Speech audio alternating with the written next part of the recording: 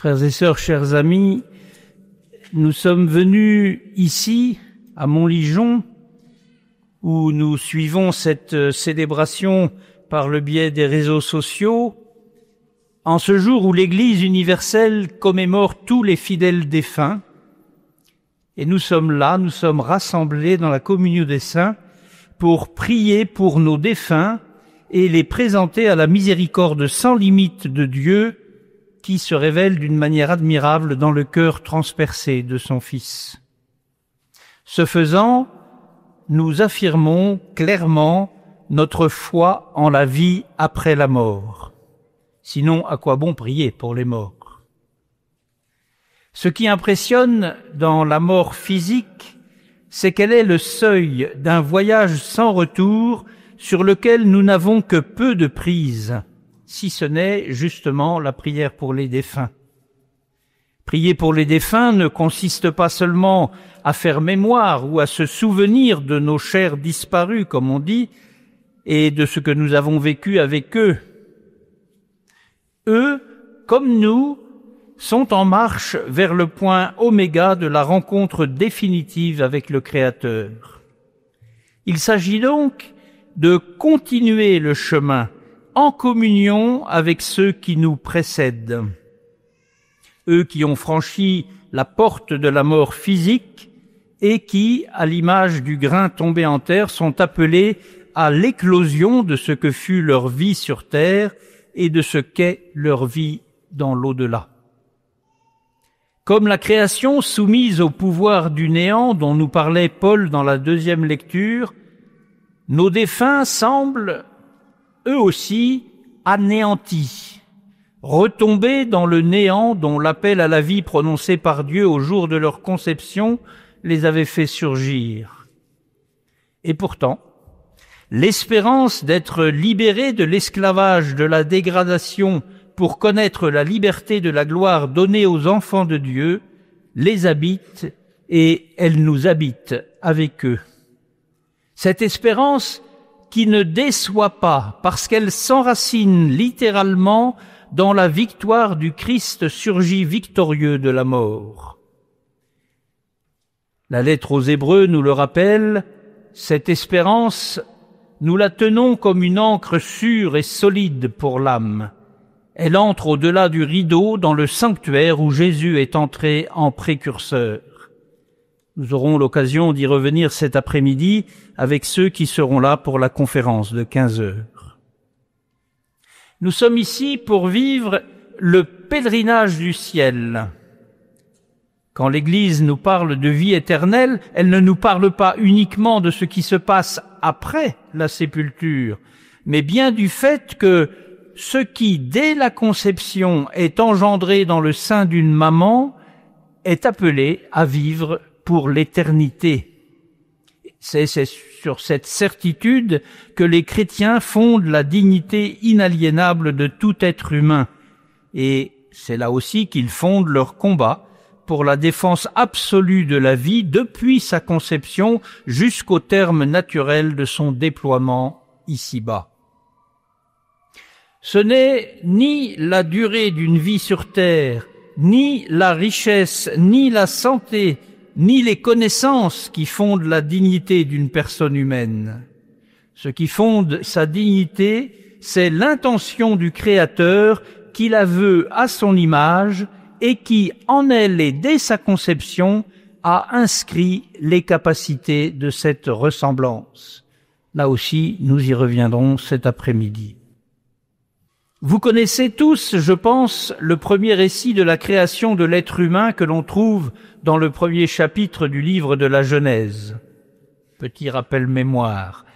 Dieu dit, faisons l'homme à notre image, selon notre ressemblance, qu'il soit le maître des poissons de la mer, des oiseaux du ciel, des bestiaux, de toutes les bêtes sauvages et de toutes les bestioles qui vont et viennent sur la terre.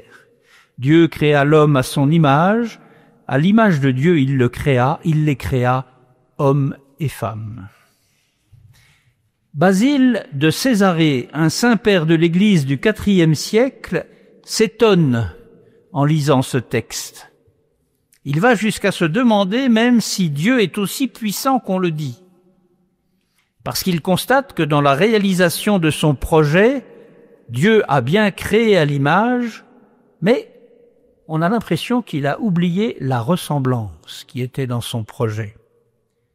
Alors après avoir manifesté son étonnement, Basile déclare, je cite parce que je trouve ce texte croustillant, « Pourquoi n'est-il pas dit « Et Dieu créa l'homme à l'image de Dieu et à sa ressemblance » Le Créateur était-il impuissant? Non, propos impie. Celui qui donne l'ordre se serait-il repenti? Argument plus impie encore. Mais alors il a parlé et puis il a changé d'avis? Non, l'Écriture ne dit pas cela. Le Créateur n'est pas impuissant et la délibération n'a pas été rendue vaine. Et Basile, d'en conclure, c'est parce que nous possédons l'un, c'est-à-dire l'image, par la création, et nous acquérons l'autre, la ressemblance, par la volonté. Il a permis que nous soyons les artisans de la ressemblance à Dieu. Il nous a laissé le soin de devenir à sa ressemblance la ressemblance de Dieu. Dieu laisse le soin à l'homme. Vous savez, pour ceux qui sont dans la marine ou qui ont des liens dans la marine, que c'est l'expression qu'un commandant de bateau utilise pour passer le commandement à celui qui va le remplacer. À vous le soin. À vous le soin, nous dit Dieu en nous créant à son image. Marie Balmary, qui a beaucoup travaillé ce texte, en conclut qu'en fait, Dieu a créé l'homme le moins possible pour lui laisser le soin de faire le reste. D'où notre immense dignité. La gloire de Dieu gît en chacun d'entre nous, disait le vénérable Baba Simon, un saint prêtre camerounais dont la cause en béatification est en bonne voie. Cette gloire de Dieu, elle gît en nous, vous savez, les gisants sur les tombes, elle agit dans notre action, elle vit dans notre prochain. C'est à nous qu'il revient de mettre en œuvre dès ici-bas cette gloire de Dieu pour qu'elle s'épanouisse en vie éternelle. Vous avez reçu un esprit qui fait de vous des fils, et c'est en lui que nous crions « Abba », c'est-à-dire « Père », en nous tournant vers Dieu. C'est l'Esprit Saint lui-même qui atteste à notre esprit que nous sommes enfants de Dieu. Puisque nous sommes ses enfants, nous sommes aussi ses héritiers, héritiers de Dieu, héritiers avec le Christ, si du moins nous souffrons avec lui pour être avec lui dans la gloire, avons-nous entendu tout à l'heure. C'est un don absolument gratuit de Dieu qui veut faire de nous ses enfants.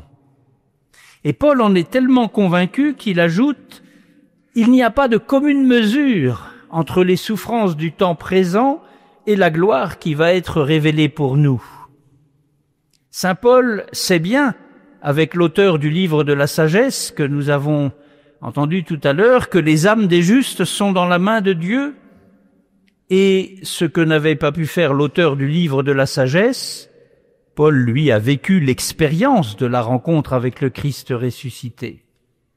Cette expérience qui l'a littéralement terrassé, mis à terre, ébloui jusqu'à l'aveuglement, avant que l'imposition des mains d'Ananie ne lui ouvre les yeux et qu'il devienne l'infatigable disciple missionnaire que l'on connaît. Paul, depuis cette expérience, n'a plus peur d'affronter la mort.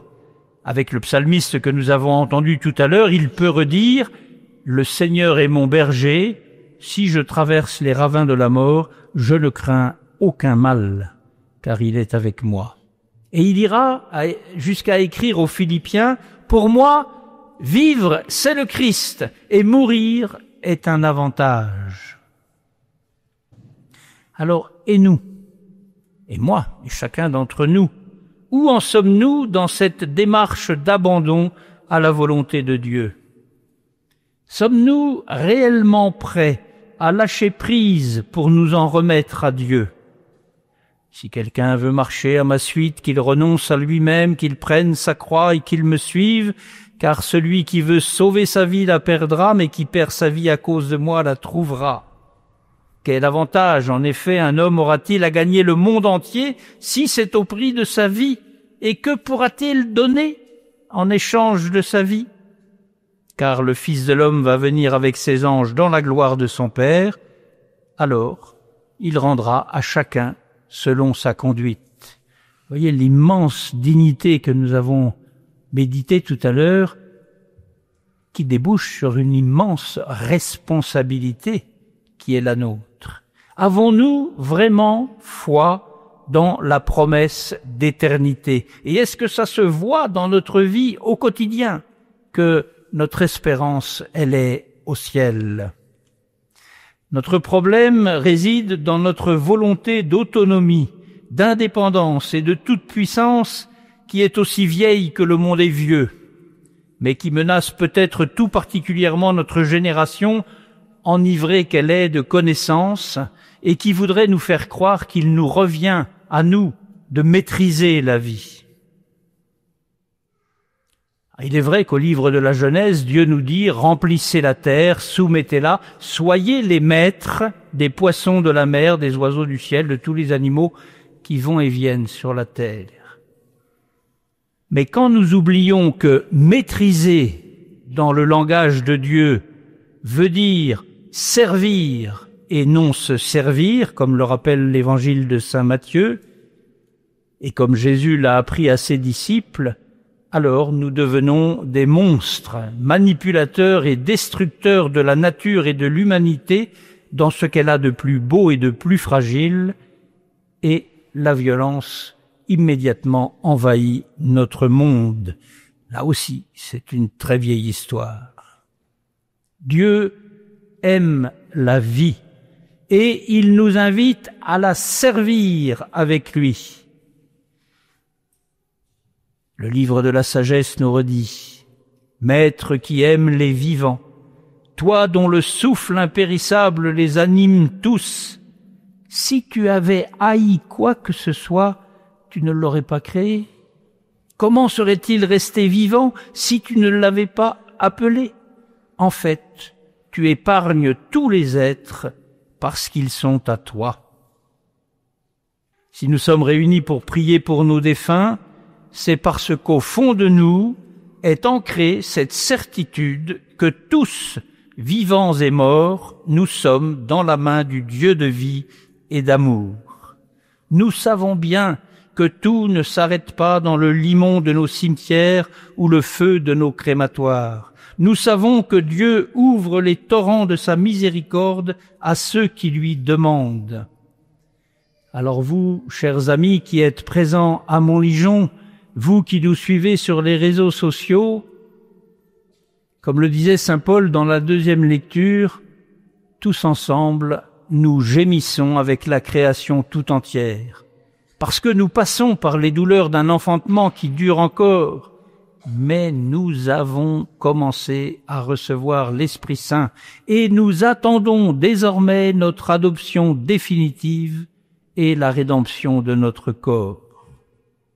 Et si nous avons parfois l'impression que le chemin est rude, rappelons-nous qu'aucun tourment n'a de prise sur nous, et que si Dieu nous met à l'épreuve, c'est pour nous éprouver comme l'or au creuset et pouvoir nous trouver dignes de lui. Ceux qui sont fidèles, l'avons-nous entendu tout à l'heure dans la parole de Dieu, resteront dans l'amour près de lui. Pour finir, écoutons saint Paul nous redire ce qu'il disait aux Thessaloniciens. « Nous prions pour vous à tout moment, afin que notre Dieu vous trouve digne de l'appel qu'il vous a adressé, par sa puissance, qu'il vous donne d'accomplir tout le bien que vous désirez et qu'il rende active votre foi. Ainsi, le nom de notre Seigneur Jésus sera glorifié en vous et vous en lui, selon la grâce de notre Dieu et du Seigneur Jésus-Christ.